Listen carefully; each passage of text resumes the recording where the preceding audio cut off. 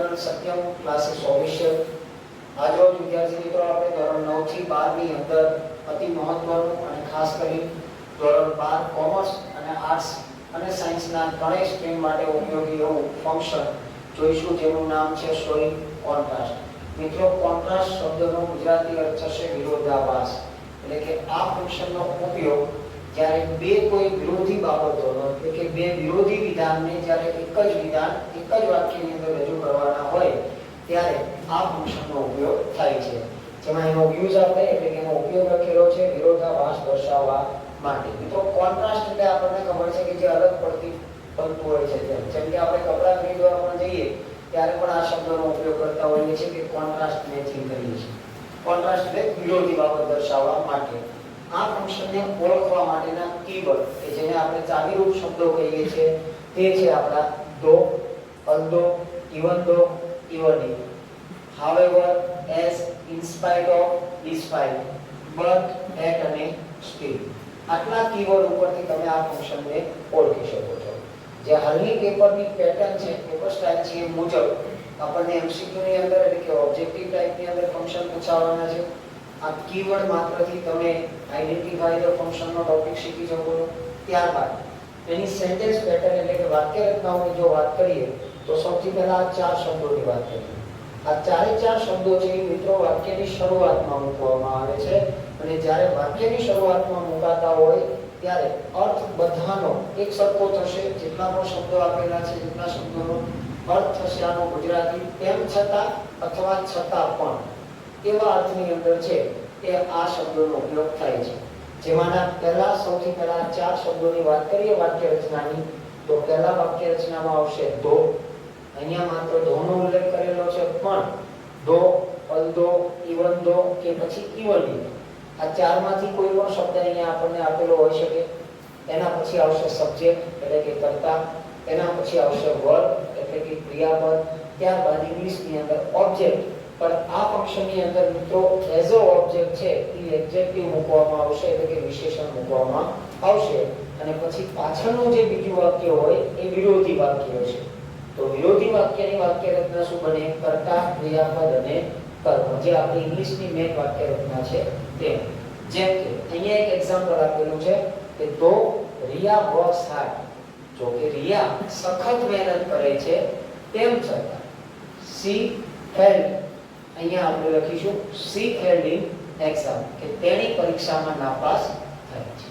સખત મહેનત કરવા છતાં પણ તેણી પરીક્ષામાં નાપાસ થાય છે. તો એ વિરોધી બાબત છે. નહીંતર આમ ગણો તો સખત જે મહેનત કરતો હોય તો પરીક્ષામાં પાસ થવું જોઈએ, પણ એના બદલે અહીંયા આપણે અર્થ છે કે તેણી પરીક્ષામાં નાપાસ થાય છે. ત્યાર એ જ રીતે કદાચ અહીંયા ધોની બદલે અડધો શબ્દ આપેલો હોય, ઇવન ધો આપેલો હોય કે પછી ઇવન ઇફ આપેલું હોય, તો ચારે ચાર શબ્દો છે એ વાક્યની શરૂઆતમાં મુકાશે. ત્યારબાદ બીજી વાક્ય રચનાની વાત કરીએ કે however. અહીંયા કૌંસની અંદર દર્શાવવામાં આવેલું છે કે however શબ્દ હંમેશા કોન્ટ્રાસ્ટની અંદર ક્યાં મુકાય છે? વાક્યની શરૂઆતમાં મુકાય છે. વાક્યની શરૂઆતમાં મુકાય છે એટલે એની સેન્ટેન્સ પેટર્ન કંઈક આ પ્રમાણેની બનશે કે however પ્લસ એના પછી મૂકીશું આપણે એડજેક્ટિવ, જે કર્મ તરીકે હમણાં વાત કરી કે વિશેષણ આ ફંક્શનની અંદર મહત્વનું છે. તો however પછી આવશે વિશેષણ, વિશેષણ પછી મૂકવાનું આપણે કર્તા, અને કર્તા પછી ક્રિયાપદ, અને પાછળનું જે વાક્ય છે એટલે કે બીજું વાક્ય જે હશે એ વિરોધી વાક્ય બનશે. જો આના સેન્ટેન્સને આપણે however થી બનાવીએ તો કેવી રીતે બનાવી શકાય? however વાક્યની શરૂઆતમાં આવશે, ત્યારબાદ અહીંયા વિશેષણ આવી ગયું. ઉપરના વાક્યની અંદર હાર્ડ વિશેષણ છે. એડજેક્ટિવ એટલે મિત્રો કોઈ પણ કર્તા એટલે કે સબ્જેક્ટ આપેલો હોય અને તમે કેવુંથી પ્રશ્ન પૂછો.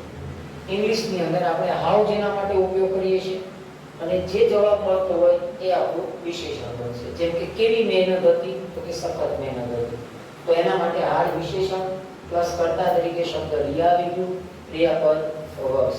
હવે જે કીવર્ડ વાક્યની શરૂઆતમાં મુકાતો હોય ને એનું બીજું વાક્ય હંમેશા અલ્પવિરામ પછી શરૂ થતું હોય, એટલે વચ્ચે આપણે અલ્પવિરામ મૂકવું પડે. બરાબર?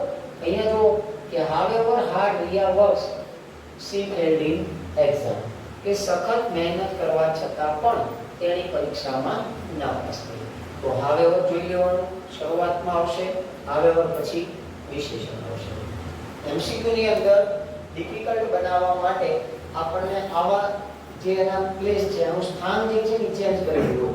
જેમ કે એક વિશેષણની એક MCQ હોય તો એની અંદર વિશેષણ શરૂઆતમાં આપેલું હોય અને પછી તમને આવેવર આપેલું હોય, પણ સાચું વાક્ય કેવું બને? શરૂઆતમાં આવેવર પછી આવશે વિશેષણ.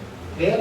ત્યારબાદ બીજો કીવર્ડ જોઈએ આપણે, જે એઝ, અને કૌંસમાં અહીંયા લખેલું છે કે એઝ વાક્યની અંદર કયા નંબર ઉપર આવશે? બીજા નંબર ઉપર મુકાશે.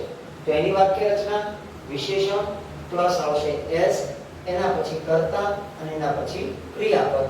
પાછળનું જે વાક્ય એટલે કે બીજું વાક્ય છે વિરોધી વાક્ય, એટલે એનો મતલબ કર્તા, ક્રિયાપદ અને કર્મથી. જો એક્ઝામ્પલ અહીંયા જે વિશેષણ આવે હોય ની અંદર બીજા નંબરે આપણે મૂકતા હતા, તેનું એ વિશેષણ અહીંયા એઝ વાળા શબ્દની અંદર હાડ શરૂઆતમાં મૂકી દીધું. એના પછી કીવર્ડ આપણો એઝ, એના પછી કર્તા આવી ગયું રિયા, ત્યારબાદ ક્રિયાપદ છે વર્ક્સ. બીજું સેન્ટેન્સ સેમ જે આપણે લખીએ છીએ વિરોધી વાક્ય સી ફેલ્ડિંગ એક્ઝામ. ક્લિયર? હવે એઝ કીવર્ડ છે ને એ આગળના ફંક્શનોની અંદર આવી ગયેલો છે, અથવા તો હવે પછીના જે આગળના નેક્સ્ટ આપણે ફંક્શનો ભણીશું એની અંદર પણ ઉપયોગમાં આવશે. જેમ કે એઝ શબ્દ છે એ મેનર ઓફ એક્શન ની અંદર પણ વપરાય છે. સપોઝિશન ની અંદર એઝ સાથે ઇફ આપણને આપેલું હોય છે. કમ્પેરિંગ ની અંદર એઝ પછી વિશેષણ હોય, પછી ફરી એક વખત એઝ હોય છે. ધ સેમ એઝ ની અંદર પણ એઝ શબ્દનો ઉપયોગ થાય છે. એટલા માટે આ કીવર્ડ આ ફંક્શન ની અંદર એનું સ્થાન ખાસ યાદ રાખવાનું કે બીજા નંબર ઉપર મુકાય છે. એટલે કે પહેલા નંબર ઉપર વિશેષણ આવશે, પછી એઝ આવશે, ત્યારબાદ કર્તા અને ક્રિયાપદ. ક્લિયર? ત્યાર પછી આ બે શબ્દો ઇન સ્પાઇટ ઓફ અને ડિસ્પાઇટ ઓફ, ગુજરાતી અર્થ સેમ થાય છે, તેમ છતાં અથવા તો છતાં. વાક્ય રચના થોડી ઘણી ટિપિકલ પડશે આપણા માટે, કેમ કે આ બંને શબ્દો વાક્યની શરૂઆતમાં હોય છે અને આ બંને શબ્દો પછી જે આપણે શબ્દો મૂકવાનો થાય છે સંબંધક વિભક્તિ મુકાય છે. સંબંધક વિભક્તિની જે વાત કરીએ તો સર્વનામ આપેલા હોય ને એનું ત્રીજું રૂપ, જેમ કે આય સર્વનામ છે તો એનું ત્રીજું રૂપ છે એ કયું બનશે? અહીંયા આપણે માય બનશે. આઈ મીન માય આપણે બોલીએ છીએ. ત્યારબાદ વી નું ત્રીજું રૂપ બનશે અવર બનશે. ત્યારબાદ યુ નું ત્રીજું રૂપ બનશે યોર બનશે. હી નું ત્રીજું રૂપ બનશે હિઝ. સી નું ત્રીજું રૂપ બનશે હર. ઇટ નું ત્રીજું રૂપ બનશે ઇટ્સ. અને ધે નું ત્રીજું રૂપ બનશે ધે, ધેમ અને ધેર. આમાંથી સંબંધ વિભક્તિ કોઈ પણ આપેલી હોય, જે તમે કર્તા તરીકે શબ્દ મૂકેલો છે એ શબ્દનું સંબંધક વિભક્તિ તમારે અહીંયા મૂકવાની થશે. સંબંધક વિભક્તિની અંદર તમે અહીંયા આ જો સર્વનામ ન આપ્યા હોય તો એપોસ્ટ્રોફી એસ પણ હોઈ શકે. કોઈ કર્તા લાગેલું હોય, અહીંયા માનો રિયા નામ છે તો રિયાસ, એપોસ્ટ્રોફી એસ પણ તમે લગાડી શકો છો. અને સાથે એનું રિયા માટે સી સર્વનામ આપણે વાપરીએ છીએ તો એના માટેની સંબંધક વિભક્તિ જો અહીંયા કયો ઉલ્લેખ કર્યો આપણે? હર.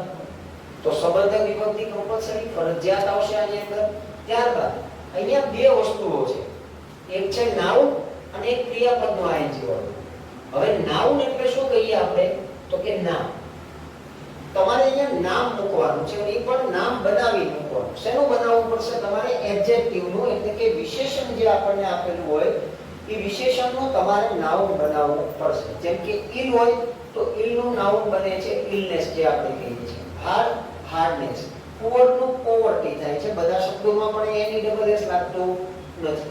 તો એક તમે એનું નાઉન બનાવી શકો છો હાર્ડનેસ, અથવા તો તમે નાઉન ન બનાવો તો અહીંયા કોઈ ક્રિયાપદ જે આપેલું હોય એનું કેવું રૂપ મૂકવાનું?